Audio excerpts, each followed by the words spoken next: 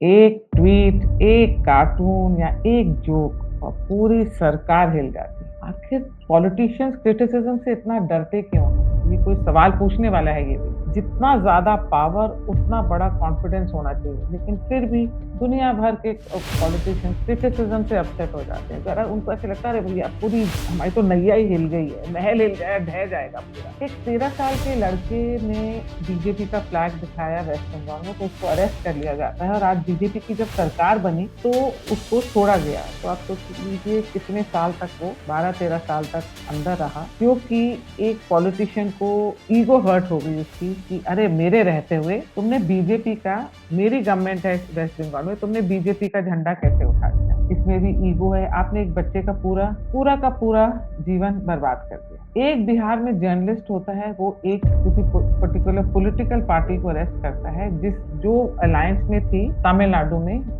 में डीएमके के साथ। वहाँ अरेस्ट हो जाता है और वहाँ पे लेके जाया जाता है उसको तमिलनाडु में, और वहाँ रखा जाता है। टाइम्स नाउ की एक जर्नलिस्ट कुछ लिखती है आपके बारे में, तो आपके पुलिस आती है और उसको अरेस्ट करके ले जाती है पंजाब, और वहाँ उसको जिस हालात में रखती है टाइम्स नाउ में दिखाया गया है।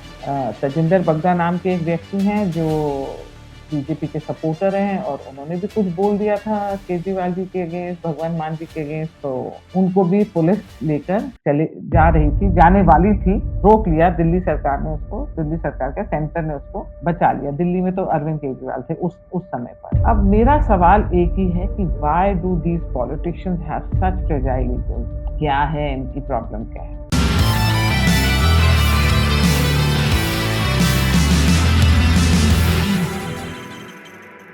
नमस्कार दोस्तों, आज हम एक ऐसे टॉपिक पर बात करने वाले हैं जो सिर्फ इंडिया में नहीं पूरी दुनिया में रेलेवेंट है। जी हाँ, that why do politicians have such fragile ego? इनके अंदर कॉन्फिडेंस क्यों नहीं है? आखिर क्यों एक ट्वीट, एक कार्टून, एक मीम, एक जर्नलिस्ट का सवाल, एक कॉमेडियन का जोक इनको इतना डिस्टर्ब कर देता है? और सबसे बड़ा सवाल है, अगर आप दुनिया के सबसे पावरफुल लोगों में आते हो तो छोटी-मोटी क्रिटिसिज्म से क्यों डर जाते हो? ये डर कैसा? चलो इस बात को समझने की कोशिश करते हैं। पॉलिटिशियन सिर्फ गवर्नेंस नहीं करता, ये पॉलिटिक्स एक गेम भी है। एक परसेप्शन होता है पॉलिटिक्स का, पॉलिटिशियन का भी। जैसे एक बिज़नेसमैन का एक प्रोडक्ट होता है, एक एक्टर की एक फ़िल्म होती है, एक पॉलिटिशियन की लेकिन सबसे बड़ा प्रोडक्ट होता है उसकी इमेज। जी हाँ, वो सालों से एक इमेज बनाता है कि देखो मैं मसाया हूँ, मैं तो लोगों के लिए करना चाहता हूँ, स्ट्रॉन्ग लीडर हूँ, एक विज़नरी लीडर हूँ, गरीबों के लिए करना, देवता हूँ गरीबों के लिए, एक नेशनलिस्ट हूँ, एक सेक्युलर हूँ, एक रेवोल्यूशनरी ऐसा निकला हूँ, रिफॉर्मर निकला हूँ जो मैं ही लोगों का भला कर पाऊँगा और मैं एक रेवोल्यूशन करने वाला नेता हूँ। पूरा पॉलिटिकल करियर इस इमेज पे बिल्ड होता है, इसके आस-पास। अब सोचिए, आप दिमाग लगाइए, अगर कोई उसकी इमेज पर सवाल खड़ा करता है, तो नेचुरली पॉलिटिशियन को लगता है कि वो उसके पूरे ब्रांड पे अटैक कर रहा है, उसकी पूरी पार्टी पे अटैक कर रहा है, और यहीं से शुरू होती है इनकी ईगो। पावर इंसान को बदल देता है। जी हाँ, पावर और पैसा बदल देता है। ये हिस्ट्री में हमने बार-बार देखा है। जब आप रोज़ हज़ारों लोगों की तालियाँ सुनते हैं, अपने आप को आपके लिए तालियाँ बजाते देखते हैं, और हर जगह आपके पोस्टर्स लगे होते हैं, बड़े-बड़े पूरे शहरों में पोस्टर लगे रहते हैं। जब मीटिंग्स होती हैं, वहाँ लोग yes sir, absolutely you are right sir ऐसे कर रहे होते हैं। तो धीरे-धीरे क्रिटिसिज़्म सुनने की आदत चले जाती है, कम हो जाती है, और इनको लगने लग जाता है अपन सी भगवान है, जो हम सोच रहे हैं वही सही है। और दूसरा अगर कोई डिसएग्री कर दे तो वो ये उनको दुश्मन मानते हैं। अब इस इंटरेस्टिंग बात ये है कि ये एक पावर बबल में रहते हैं। जितनी ज़्यादा पावर मिलती है उतना ही इंसान रियलिटी से डिस्कनेक्ट हो जाता है। उसके आस-पास के लोग सच बोलना बंद कर देते हैं, वो रियलाइज़ नहीं करता है। सच बोलने वाले लोग आपके आस-पास तो कम हो जाते हैं और आप बहुत सेंसिटिव हो जाते हैं। एक ऑर्डिनरी सिटिज़न की ट्वीट भी आपको पॉलिटिकल कंट्रोवर्सी बन जाती है जब आपको डिस्टर्ब कर देती है। एक कार्टून हेडलाइन बन जाए आपको डिस्टर्ब कर देता है। एक स्टैंड अप कॉमेडियन कुछ जोक बना दे तो वो आपको डिस्टर्ब कर जाते हैं। पर क्या ये डेमोक्रेसी का फंडामेंटल प्रिंसिपल है क्या? डेमोक्रेसी का ये मतलब है कि सिटिज़न रूलर से सवाल नहीं पूछ सकते। लीडर्स तो किंग नहीं होते, आप राजा तो हैं नहीं। आप पब्लिक सर्वेंट होते हैं, सेवक हैं आप तो। अगर पब्लिक सवाल नहीं पूछेगी तो अकाउंटेबिलिटी कैसे होएगी? इमेजिन कीजिए अगर क्रिकेट टीम का क्रिकेटर वो कैप्टन क्रिटिसाइज़ ना करे अपनी टीम को, बिज़नेस सीईओ कोई फीडबैक ना ले और लोग उसको फीडबैक ना दें, मूवी डायरेक्टर को ये ना पता चले रिव्यू में कि मूवी उसने कैसे बनाई है। तो वो ये सब लोग इम्प्रूव कैसे करेंगे? कर पाएँगे? बिल्कुल नहीं। सेम चीज़ पॉलिटिशियंस पे एग्ज़म्पशन क्यों होनी चाहिए कि आप पॉलिटिशियंस को करेक्ट नहीं कर सकते? एक मैच्योर डेमोक्रेसी में तो ये ऑक्सीजन की तरह काम करती है। कभी-कभी अनकम्फर्टेबल ज़रूर लगता है, लेकिन बिना क्रिटिसिज़्म के डेमोक्रेसी सर्वाइव नहीं कर सकती है। अब एक और इंटरेस्टिंग चीज़ समझते हैं हम इन पॉलिटिशियंस के बारे में। इन इतना पॉलिटिशियन क्रिटिसिज्म को पर्सनली क्यों लेते हैं? क्योंकि पॉलिटिक्स में पर्सनल आइडेंटिटी और पब्लिक आइडेंटिटी अक्सर मर्ज हो जाती है। जैसे डॉक्टर को अपनी क्रिटिसिज्म प्रोफेशन के लिए मिलती है तो वो समझता है। इंजीनियर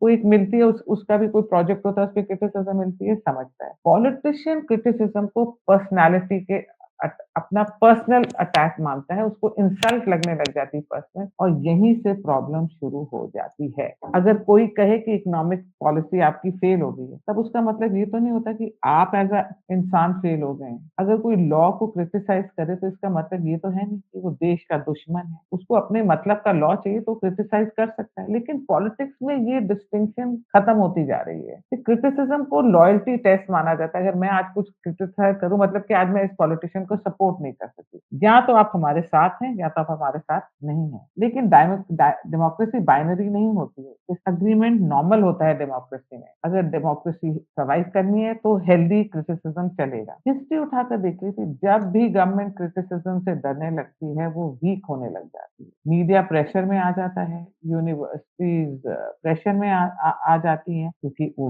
रूलर मान नहीं रहा है, सिविल सोसाइटी प्रेशर में आ जाती है, रूलर हर्ट बहुत जल्दी हो रहा है और धीरे-धीरे डेमोक्रेसी सिर्फ इलेक्शन तक सीमित रह जाती है क्योंकि डेमोक्रेटिक कंट्री है तो इलेक्शन होएगा ही होएगा। लेकिन डेमोक्रेसी की स्पिरिट जो है वो कमज़ोर हो जाती है। एक स्ट्रॉन्ग डेमोक्रेसी की पहचान ये नहीं होती है कि गवर्नमेंट कितनी पावरफुल है, इसकी पहचान ये होती है कि क्रिटिसिज़्म कितना अलाउ कर रही है गवर्नमेंट। क्या गवर्नमेंट की अगर आप तारीफ़ कर सकते हैं तो आपका ये अधिकार क्यों नहीं है कि आप उस गवर्नमेंट की किसी पॉलिसी को क्रिटिसाइज़ भी कर सकते हैं। जेल किस बात की? ये तो आपका अधिकार है। Freedom of speech, thought expression होना चाहिए। जैसे ये राइट दोनों इक्वल होने चाहिए। क्रिटिसिज़्म एंड तारीफ़ दोनों कर सकते हैं आप, पर ऐसा हो नहीं रहा है। और जो चीज़ें गलत हैं उनको मैं मानती हूँ, फेक न्यूज़ गलत है, डेफमेशन गलत है, वायलेंस के लिए भड़काना लोगों को गलत है, ये राइट्स कर दो गलत है, हेट स्पीच गलत है, अपशब्द गलत हैं। लेकिन क्रिटिसिज़्म और हेट स्पीच एक नहीं है। क्वेश्चन पूछना और देश विरोध एक चीज़ है, सटायर और सेडिशन एक ही चीज़ नहीं है और इन दोनों में डिफरेंस समझना ही डेमोक्रेसी के लिए बहुत ज़रूरी है। सबसे सक्सेसफुल लीडर कौन होते हैं? वो जो क्रिटिसिज़्म को टॉलरेट करते हैं। हो सकता है वो क्रिटिसिज़्म से आप एग्री ना करें, हो सकता है आपको पसंद ना आए, हो सकता है आप उसका जवाब दे सकें, तो दे दीजिए। लेकिन वो डिसेंट को आप क्रिमिनलाइज़ कर देते हैं, जेल भिजवा देते हैं, ये तो गलत बात है। कॉन्फिडेंस और इनसिक्योरिटी में भी फ़र्क है। कॉन्फिडेंट लीडर डिबेट करेगा, आपको बोलने देगा, अपनी पॉलिसीज़ के ऊपर कमेंट्स देने देगा, रिव्यू देने लगेगा। इनसिक्योर लीडर सप्रेस करेगा। कॉन्फिडेंट लीडर जवाब देगा, इनसिक्योर लीडर आपको गुस्सा करके जेल भिजवाएगा। कॉन्फिडेंट लीडर है वो क्रिटिसिज्म को चैलेंज समझता है, इनसिक्योर उसको थ्रेट समझता है, सोचता है वो धमका रहा है। और सच कौन है ये सिर्फ पॉलिटिशियंस की प्रॉब्लम नहीं है, ये ह्यूमन नेचर है। हम सब अपनी क्रिटिसिज्म पसंद नहीं करते हैं। फ़र्क सिर्फ इतना है कि आम आदमी के पास पावर कम होता है तो वो कुछ कर नहीं पाता, वो लड़ाई झगड़ा करता है, डिशम-डिशम करा पर पॉलिटिशियन के पास तो बहुत ज़्यादा पावर होता है, इसलिए उनका रिएक्शन भी ज़्यादा विज़िबल होता है और वो आपको जेल में डाल सकते हैं। इसलिए डेमोक्रेसी सिर्फ इंस्टीट्यूशन से नहीं चलती, ये एक कल्चर है, ये एक स्पिरिट है, ये एक हर जगह आपकी होनी चाहिए, एक हैबिट होनी चाहिए, एक माइंडसेट होना चाहिए, जहाँ लीडर्स क्रिटिसिज्म टॉलरेट करना सीख सकते हैं और सिटीज़न सवाल पूछना नहीं छोड़ते हैं। ये डेमोक्रेसी होती है। तो अगली बार जब आप पॉलिटिशियंस को एक ट्वीट, एक जोक, एक मीम या एक ओपिनियन पे बहुत ज़्यादा अपसेट देखते हैं, तो आप ये सवाल उनसे ज़रूर पूछिए कि क्या प्रॉब्लम है क्रिटिसिज्म में? ये हमारा राइट है। लीडरशिप इतनी इनसिक्योर क्यों फील कर रही है? और याद रखिए, लोकतंत्र सबसे पावरफुल कुर्सी किसी नेता की नहीं होती है। लोग में सबसे पावरफुल कुर्सी वोटर की होती है। नेता तो आते-जाते रहते हैं, पर लोग वहीं रहते हैं। पार्टीज़ भी बनती हैं, पार्टीज़ भी टूट जाती हैं, लेकिन डेमोक्रेसी तब तक ज़िंदा रहती है, जब तक लोगों के पास राइट होता है पूछने का।